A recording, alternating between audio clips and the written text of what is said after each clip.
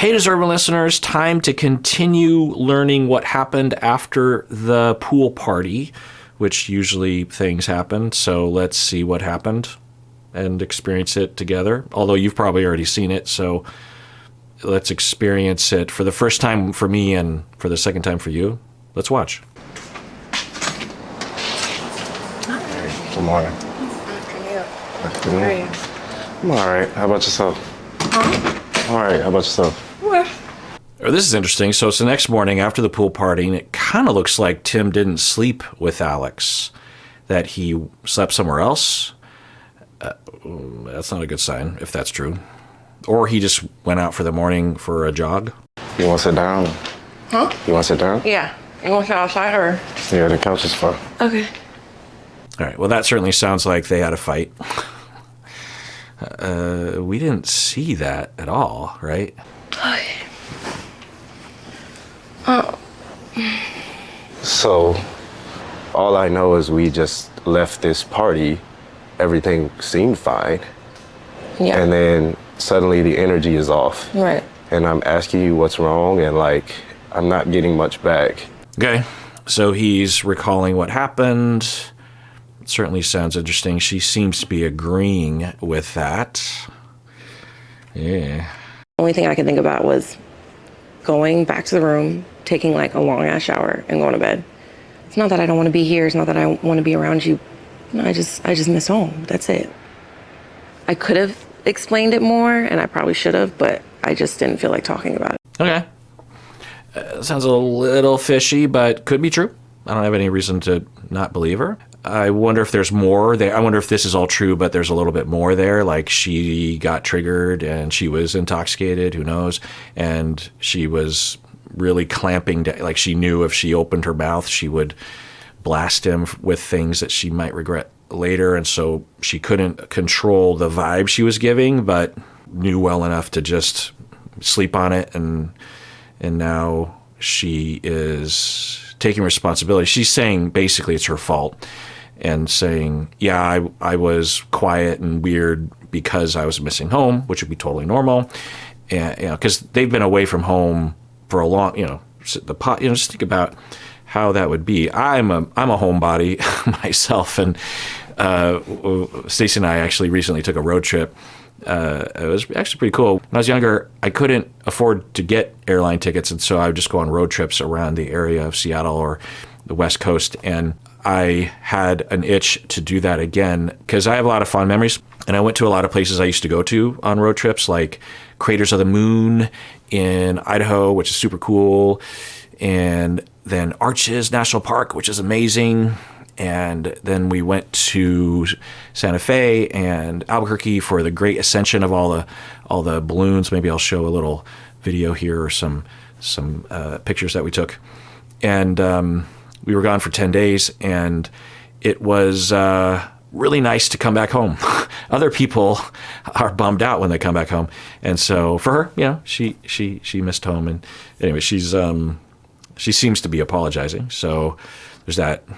I imagine there's something more there. In that moment. We know what happened after that, so. I would like to apologize if I came off like I was angry or upset. Oh, okay. So it sounds like she's saying, well, we know what happened after that, and then he exploded, maybe? Yeesh. But I felt very shunned in the moment.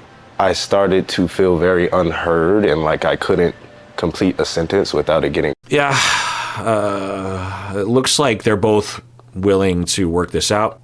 The alcohol and the intensity of the situation could absolutely be a factor here. I can't tell you how many times I have talked with clients. There are two things that when I hear it, I'll go, oh, and I brace for impact.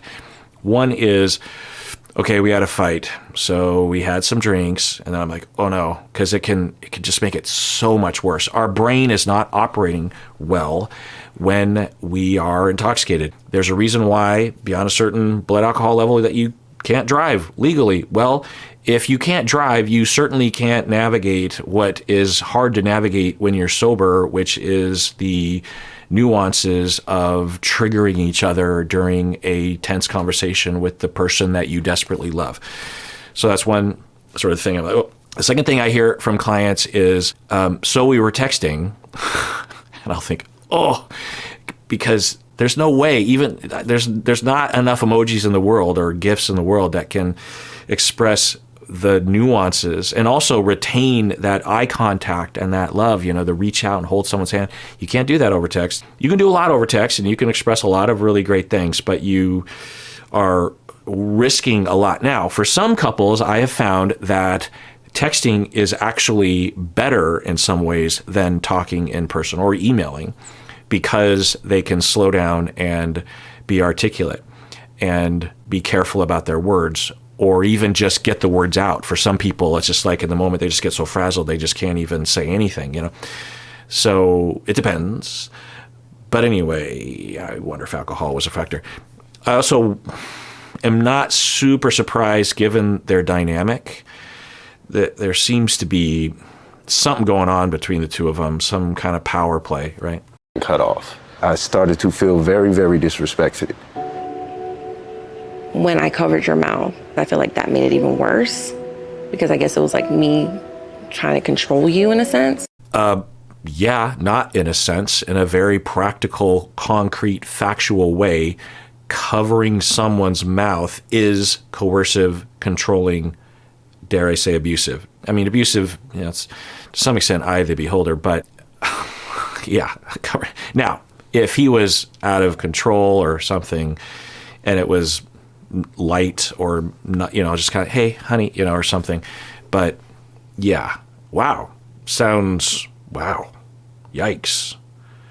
Hand over his mouth. Yeah. It doesn't surprise. I would not be surprised. I've already been thinking this, that for Alex, that she has seen abusive relationships in her past, maybe even been a part of them, maybe been victimized. I don't know. But that sort of power play activity that they were doing that looked like friendly banter was particular and pretty constant. And then now we're hearing about hand on the mouth. That's particular. You could find some couples that have, pretty big fights and they've never put hands on. They've never tried to, physically shut someone up. That I don't know. I'd have to see the context, but maybe it escalated from there. Yikes. But I just wanted you to stop being upset. It's our second day here. I know. I don't argue with people like that. I literally tried to remove myself to be cool. And it kept getting thrown back in my face saying, oh, you're insecure. And I'm like, I'm trying to talk. You told me those were my insecurities speaking. I said I have insecurities that I have going on in my head. Okay, it's good that they're clarifying. It also sounds like he was trying to say, hey, maybe we should talk about this later, or we shouldn't talk about this now. And she kept re-engaging, kind of has that look to it. And then he's saying, you were saying I was insecure.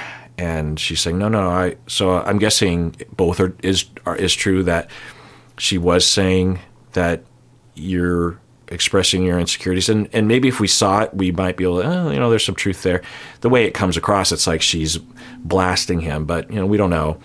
And then she says she's insecure. Okay. So we're hearing them refer to, so this is something you can see my life. This is exactly what a good number of couple therapy sessions are like. By the time they come into the office, they've cooled down a little bit and they have drastically different memories about what actually happened. And I'm over here, I don't need to know exactly what happened because what's the point in that? And I'll never know. But it is, as a third party, hearing them, I'm trying to construct in my head. In fact, some of you might, and some of you will in the comment section, will say that you like watching my videos because you like that I reserve judgment and that I don't jump to conclusions and that I try to understand everyone from both sides. maybe that's only some of you that think that, but I have been trained by my couples to do that, because when I stray from that path, bad things start to happen, and so when couples are, I might have 8 couples a day, right? And so the couples are having a moment like this, and I have to bond with both people. I have to have compassion for both people. I have to know that both of them are biased. I have to know that both of them are good people. I have to reconstruct what happened. I have to hold a lot of possibilities. It's possible that she was, if I saw it, being abusive. It's possible that he was being abusive. It's possible both of them were being abusive to each other. It's possible this went on for a really long time. It's possible it only went on for like 2.5 minutes. We might not ever know. And what do you do when you are tasked with trying to help them, right? And if you are watching these kinds of things, and it's particularly if you're a couple therapist or you want to exercise that muscle, because and so when I watch shows like this, I can't help but to engage in that, because that muscle is so strong in my head that it's hard for me to get away from that if I try, even if I tried, which I don't see why I would. So that muscle is something you actually have to develop over time, because it's so natural to side with one person, to identify with one person, or to write both people off, or to, that differentiation anxiety that feels like, oh, I don't know what's happening, what's going on. And then you just say, you need to break up, or you need to go to therapy, or get away from me, or you're bad, or you're abusive, or da-da-da, I've made up my mind. It soothes our anxiety to make a decision, to sit with the anxiety, or just be okay with it, right? Or to not be afraid is probably the better thing. There's no threat when we see this. Now, if you have trauma around your parents or other people fighting like this, you can feel a lot of threat when there's this kind of thing happening. Maybe that's what helps me is, there wasn't much fighting at all in my family, particularly between my parents. Oh, because when you thought that whatever my issue was had to do with you. At that point, you were not even letting me communicate. You're not letting me talk. There were times where, yes, I did cut you off. You were assuming a lot of things of how I felt and what was going on in my mind. And it literally just irritated me so much, because I'm just I don't know how to talk to you right now. Oh, I just wish that I was there, or a couple therapists was there with them. They're so close to working this out, but they're not likely working it out. It's so hard to watch stuff like this. I'm going to rewind. This is so common, but I'm going to rewind this. They're actually doing pretty well, but due to, I'm guessing, their lack of experience with these kinds of conversations, they're, at the very least, not resolving it. It kind of seems like they're both making it worse. You are not even letting me communicate. You're not letting me talk. There were times where, yes, I did cut you off. You were assuming a lot of things of how I felt and what was going on in my mind. And it literally just irritated me so. Yeah, it's self-awareness and word choice. And in the moment, because both of them are having stress hormones and, blood pressure rising and all that kind of stuff, even though it might not show and even though they might not be aware of it. You'd be surprised at how stressed out you can be, and me too, without knowing it. We could be 50% up the ladder and feel totally normal. Apparently doesn't help us to be aware of our reaction to threat and danger, but it does help us to prepare for it anyway. So she says, you were assuming what was in my mind, and it was irritating me. That is one way of putting it. I can almost guarantee you what happened was that he was saying something that she doesn't love him, or that she doesn't care about him, or doesn't care about his feelings, or something along those lines. Or you said that thing earlier, and that means that you think that I'm a bad person. I can't believe that you would say that, or something in that broad category. And she was worried that he would walk away believing that and would reject her and not want to be with her. And she doesn't want to lose him. And she notices irritation, which would be natural, but underneath that is fear and frustration with the conversation and maybe anger at the self of like, you're doing it again. You've been here before. Why are you doing this to him? What's going on here? Okay. With a little bit of self-awareness and differentiation and therapy, really, she might be able to say, I was afraid of losing him. By that fear, I was operating and desperately trying, and that fear was causing a lot of stress for me and a lot of irritation and desperation and a lot of self-defenses. And I was trying to tell him something, and he wasn't listening, but I wasn't being very effective. And so from her right now, she just say right now, she's I don't, it was a lot of things happening, and I'm a little confused about what we were fighting about, honestly, but all I can tell you is the theme, now that I've had time to think, is I don't want to lose you. And I was so afraid of losing you. And I was also hurt by some of the things that you said.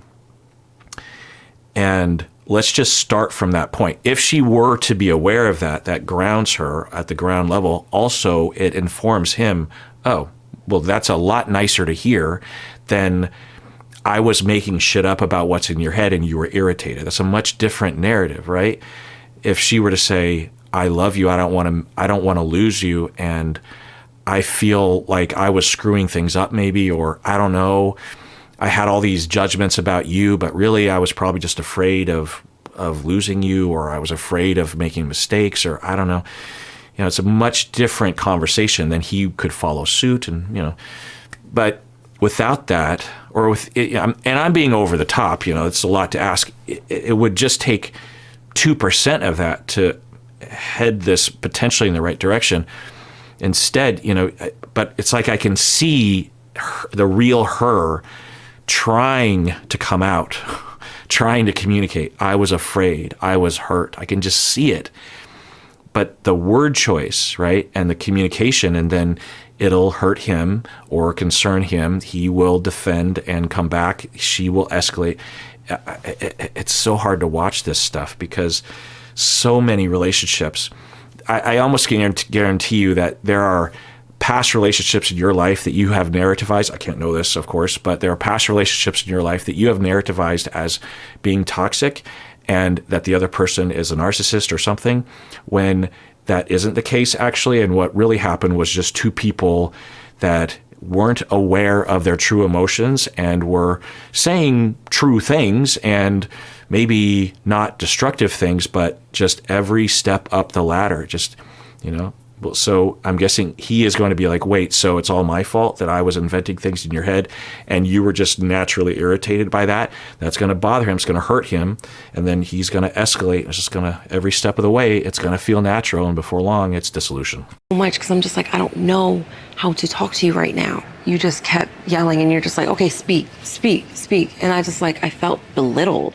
I apologize for how things happen, but you can't talk and listen at the same time. And I started talking and I kept getting cut off. So I was like, okay, I'll stop. So he did something good by saying, I apologize for how things happened. That's a half apology for what she was identifying. But he's also kind of evading and saying, well, things happened, right? I was reacting to what you were doing. He could do better by just taking, you want to lead the way. The analogy, I'll never forget, one of the very first couples I ever worked with, they were extremely volatile, but very much in love. And they would scream at each other and they would love each other and they would have all these meaningful moments in session. And they were so active in session that the agency I was working in actually moved me to a different building because I was disrupting the other clients that were in the other offices. They moved me to a completely other building that in the evening didn't have any clients, and I was like the only clinician in this. It was actually a house that was converted into a clinic. Anyway, and the analogy I'll never forget that I would use for them is that they are desperately wanting to be vulnerable and real and to reveal themselves to each other. but they're waiting for the other person to do it, and they're not going to do it if the other person doesn't do it, and they're both doing that. And the analogy is they're both standing at the edge of the pool, and they desperately want to jump in that pool and have fun, but they're like, okay, ready, 1, 2, 3, and then they're like, well, if they go, I'll go. And the other person is saying the same thing, and neither of them are jumping in the pool, and they're just standing at the edge of the pool in their bathing suits, waiting to have fun. Everyone else is jumping in and out of the pool, and they're just waiting until the other person jumps in. One person has to go first. If it has to be you, then it has to be you. You're the one that jumps in first. The other person follows. What does it matter? If you're having fun all day in the pool, it doesn't matter who jumped in first. Please speak. I wasn't saying it in a disrespectful way, and I can't sit here and pretend like at that point everything coming from your end was kosher I think either. that's the problem. What you think is disrespectful is different from what I think is disrespectful. You don't think what you were saying or doing was disrespectful because that wasn't the intent. So he's accommodating. She is doing yeah, but, and then he is occasionally saying, okay, yeah, that's fair. She is doing that kind of in tone, but she could do a little bit more of that. And I can't help wondering if the power play issue is still in play. Behind it. But to me, it was disrespectful, which is why it kept escalating, which is why I kept getting more and more upset. And I felt like I couldn't even get a grasp on like talking to you. Before I left out of here, one of the last things I said to you was, I feel very unheard. I'm trying to tell you my love language is listening. And I don't feel like you have heard anything that I'm trying to say. Okay. Sounds like she agrees with that recollection, and it's hard to know, but from the sound of it, it sounds like, and given his accommodations in this conversation, it sounds like he was being more flexible and more differentiated and more, at least occasionally, taking ownership. And we have yet to see that from her. She is kind of doing it with her tone. And in the beginning, there was like an implication of her taking responsibility. But the way she's wording it, it's coming across like she is narrativizing it as he made mistakes and she didn't. I mean, I understand you're hurt. I don't know what else to really say to get past it, but apologize for my part. If I'm ever in that space again where I'm in my head or don't want to talk, I'll express that first before completely shutting you out. I've told you before, like... Okay, that's good. It's good. Yeah. Yeah. Okay. Yeah, it's good. If I remove myself, it's out of respect, which I tried to do multiple times. And when I tried to remove myself, that was an issue too. Okay, we don't know, but this is a very, very common dynamic between couples. Sometimes it's a preoccupied, avoidant dynamic, sometimes not. But he's saying, I tried to extract myself several times. I think he would say that it was to table the conversation so it wouldn't get any worse or something like that. And maybe she would say, well, but we had more to talk about, or I don't know. And he's saying he was trying to get away multiple times, and she wouldn't let him. I think while they're in the hotel room together, maybe he was going to the other room, or he was just, I'm going to watch TV, or I'm going to go to bed, and she would continue. Sounds like something like that. And then he left. So it's possible that he's more on the avoidant side and she's more on the preoccupied side. Hard to know. But this is a dynamic that happens a lot. And a tip for the people that are on his side of things, where you're more likely to be, let's take a break, is to phrase it that way, is to say, I want to continue talking about this, I think, but I know that if I continue to talk right now, I'm going to regret because I'm not thinking straight and I'm stressed out. So I'm sorry, but can we take X amount of time off? Is that okay with you? And then you got to hold the line. You can't allow yourself to get re-engaged.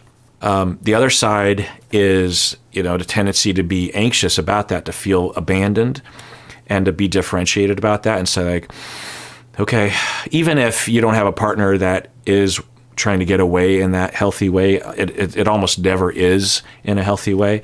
Usually it's just like, oh my God, and then they stand up and walk out of the room. And the thing that you need to do for yourself is, with a lot of therapy, and differentiate and have a lot of self-talk around like, okay, it feels like this is dangerous. It feels like this is the end of the world. It feels like we cannot let this conflict live without addressing it, but it just feels that way. That's me differentiating. It feels that way, but it probably isn't that way. I've learned enough while I was calm and in therapy and, learning about things, that the way things feel, and particularly because I've felt this many times, when things feel that way, it's not actually that way. And if I go with those feelings, then I will pursue and make it worse. At the very least, if we're not talking, it's not getting better, but it's also not getting worse. So certainly it can wait until tomorrow or something like that. And I have to reassure myself that, one, we probably will recover from this, even if it doesn't feel like we will. And two, if we don't recover, I'll be okay. I don't need to be in this relationship to survive this world. It feels that way right now, but it's really not true. Now, that might seem like an extreme thing to say to yourself, of like, well, we can get a divorce, who cares? That's not what I'm saying. What I'm saying is that for preoccupied folks, because of when they were young, they were being abandoned, and it is a matter of life and death when you're a child. But you're a grown person now. You can handle yourself. It's really hard to live life without a partner, but you don't need a partner, and you don't need this partner is the thing. You can have other partners, or you could have other people in your life. You don't even need a romantic partner. You could have 5, really good best friends or really close family members, and certainly be fulfilled, for the most part, attachment-wise. So there's a lot of things that you have to reassure yourself. So it sounds like maybe they have that dynamic. If I need my space, give me my space. That's fine. And when it's you actually left, I thought you really weren't coming back. The way you were just like, pack all your stuff and leaving, that's a different, like, giving space. That was, I'm never coming back. That line was crossed. Yeah, things aren't going well. So he's saying, hey, if I need space, I need space. And she's like, yeah, that's fine if you need space. And without a beat, she starts, well, when you were leaving, I thought it was over. I think maybe what she's saying is, I thought it was over and I didn't chase you, so I was giving you your space. So it doesn't sound like she's really hearing what he's saying. Plus, again, if I were there, that's not the full story. It's not that he wants his space or he wants to get away from her. I would ask him a lot of questions like, okay, when you have that impulse for space, why do you want space? Because I'm guessing what he would ultimately say is, I, in that moment, am overwhelmed, and I don't think that by continuing to talk about it while we're in this state of upsettedness, that anything good is going to happen. I'm also hurt and want to just go off and lick my wounds for a little bit. I just need to get away from the source of pain. And it's just an immediate thing. It's not like a forever thing. And so that's what I mean by space. If we could get him to say something along those lines, we could explain to her what that is so that it's put more into context or into perspective or something, and not what she might interpret it as like a punishment or a way of controlling her or something. There are lines with me that you don't cross. Some shit was just not cool that happened yesterday. You were saying a lot of things, and you were very in my face. I don't take some of the things that were implied about me and my character lightly. Yikes. In his face, I mean, if that's literally true, and it sounds like she's not disagreeing with that yikes. And yeah, the signs were there. I'm pretty sure I speculated about this when they were having that conversation while they were in town. And the power play, the hat and the control and I'm going to put my stuff in your corner and, I'm going to be in your, just that power play of like, and him trying to draw boundaries and what that meant about her impulse or her way of attaching, the models that she's had in her life, and what that could mean if they got into a conflict, that there would be that invasion and that coercive control and that abuse, the abusive language, abusive body language, abusive physicality, putting hand over his mouth. Yikes. And I do not take being called anything but my name lightly. And then being called a lot of names. Now, maybe he did too. I'm guessing if he did, she would say, well, you called me a bunch of names and you put your hands on me, but we're not hearing that. Doesn't mean it didn't happen, but we're not hearing that. So, yeah, we're hearing it from all angles. Physical, emotional, verbal. Yikes. Try to only move and operate in love. I love you. You have a ring on your finger, but at a certain point, I had to have some respect for myself too. I have to figure out how to get in a good space and place again to where I can see you as my wife. Yeah, I think he's being honest. He's had all night and all morning to have a hard time imagining marrying her, right? And he's saying, I need to get back there. And I think he's also saying to her, things have got to change for me to be inspired again. Yeah. Now, I could have this all wrong. He might be the jerk face in this situation. We weren't there. I don't know. Mother of my children.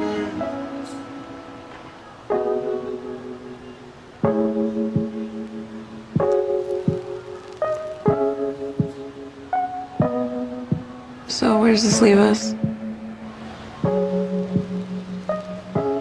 Yeah, I think she is detecting or wanting to break up, detecting that he is at least partially wanting to break up.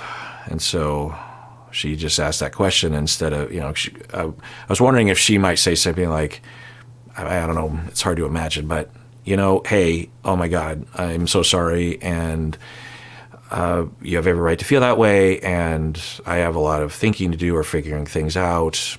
I have some traumas, I have some triggers. I have seen a lot of things in my life and I want to change. And can you stick around a little longer? And I want to prove it to you that I can change or whatever, stuff like that. Wouldn't mean that would be a good thing, but something along those lines. Now, it's also possible that she's saying, in her head, she's like, he was a jerk face too, but I just don't want to get into it in front of the cameras. But, yeah. Now, I've been wrong before, but this doesn't look good for the two of them in terms of even making it to the altar. I'm not sure. People walking by just think I'm fine, but really I am falling all the time. Come here. And then she says, come here. And I mean, the impulse is good. Would have been nicer if, I don't know, maybe he has the jerk face. It'd be better if she went over there. I mean, you don't have to be the only one. You could be the one to stand up and sit next to him, and then he would be the one to initiate touch or something. But more power play. What, closer? I would rather not.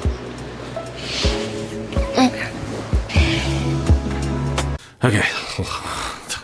just and he's like,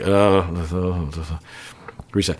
And, looked at in a certain light, he is an abuse victim and is confused, and he deserves a lot of space and boundaries, and he is about to be groomed again to be re-abused. Who knows? I don't know.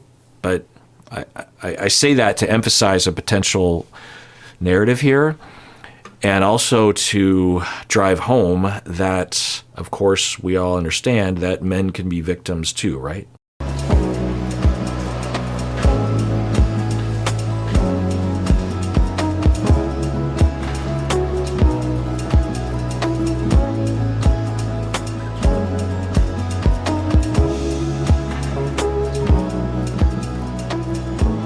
and continue to sleep in separate rooms. I just wouldn't get into it. I would just, let's not get into it. Let's just go on with our day. Now, maybe he is 90% out of the door and is just there to resolve this or something. But if he is willing to try to make this work itself out, if I were him, I'd be like, let's just see how today goes. Let's just try to have a good day. I don't know, it's hard for me to answer right now. Yeah. I will tell you that when I came in here, I came with the full intention that this was probably going to be the last conversation we ever had. Okay. Yeah. I was wondering about that because of his demeanor right now. And it would be natural, right? So he was intending on coming in here and saying his piece and then peace out. But he either is telling her this because he's like, this might be, I still think this might be the last time we ever talk. Or he's saying, maybe I'm warming up a little bit. Yeah, I don't know. If I were his friend, I would ask him what he wanted to do. And if he said, I think I might want to give it another couple days, I would say, there's nothing wrong with that. I would say avoid drinking, the two of you. I would also say I would establish some ground rules about your boundaries and your space. And at the first sign of things getting to where it was the day before, feel free to walk out the door again, you know. I would like you to come back. I would like for you to come back. If I could,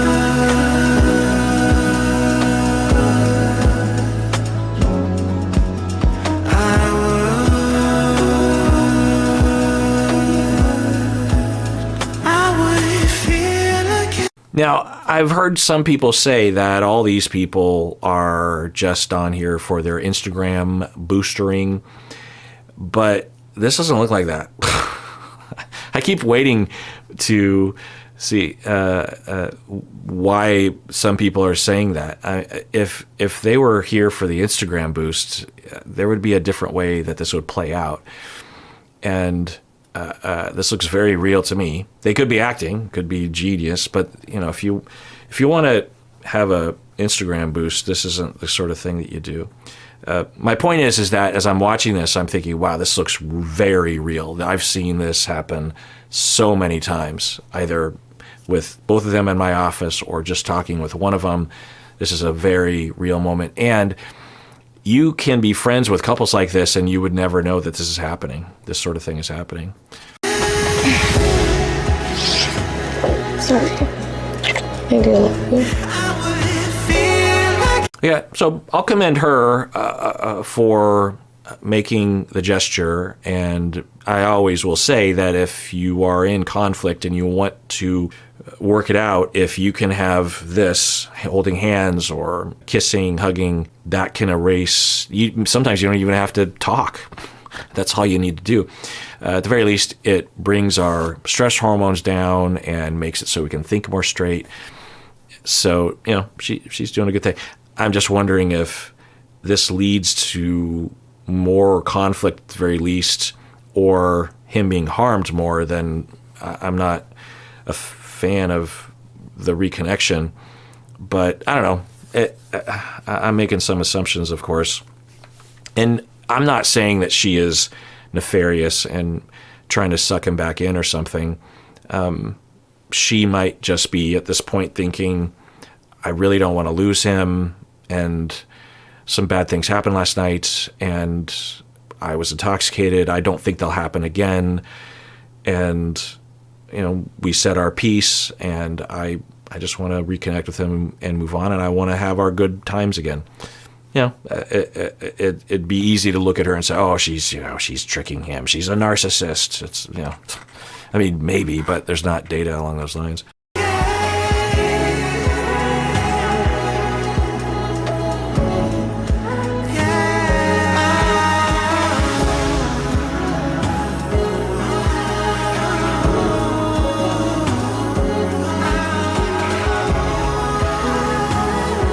I will say this song is giving me the vibe of, oh, what was that?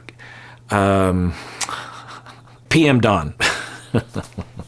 That's the song where they sampled True. Anyway, it just kind of sounds like that round of singers and layers of pads, if you know. Anyway.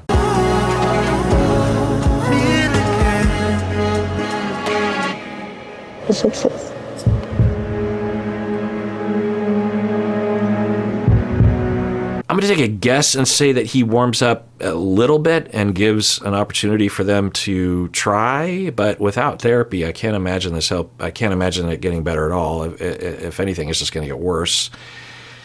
But there's also a chance that ends this conversation and then goes to the producers and says, I'm out, send me home.